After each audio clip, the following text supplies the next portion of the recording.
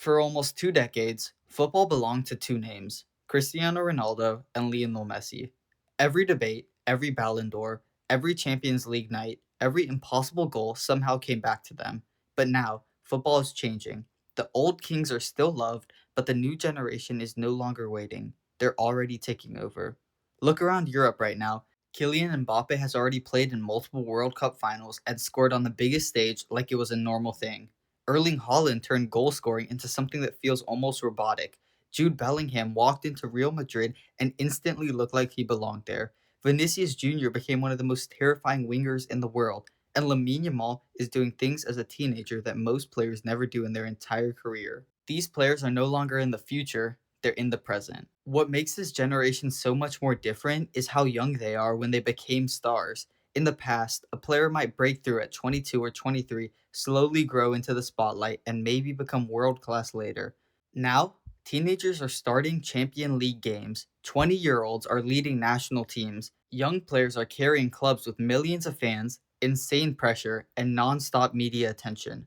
They're not being protected from the big moments, they're being thrown directly into them.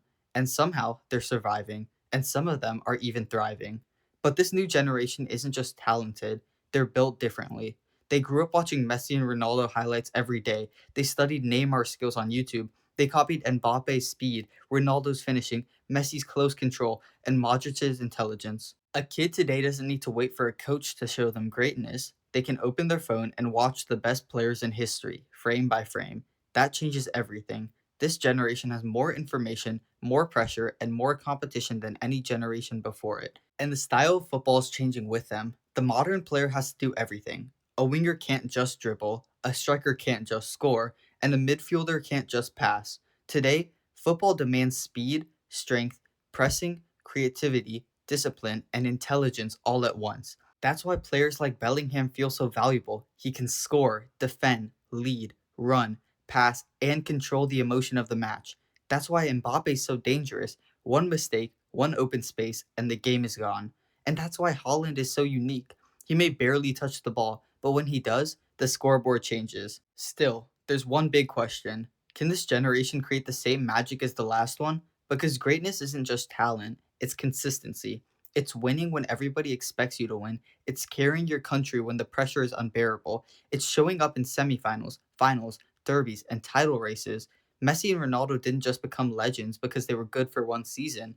They stayed at the top for nearly 20 years. That's the real challenge for this new generation. Right now, football feels wide open. There's no single player who completely owns the sport.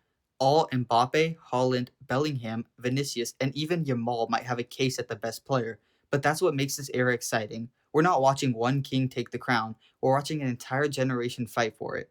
Maybe in 10 years, we'll look back and say that this was the beginning, the moment football moved from Messi and Ronaldo era into something new. A faster era, a younger era, an era where players become a global superstar before they even reach their prime. The names are changing, the style is changing, the pressure is changing. But the game is still beautiful. So the question is, who do you think will define the next generation of football? Mbappe, Haaland, Bellingham, Vinicius, Yamal, or someone else? Comment your answer down below.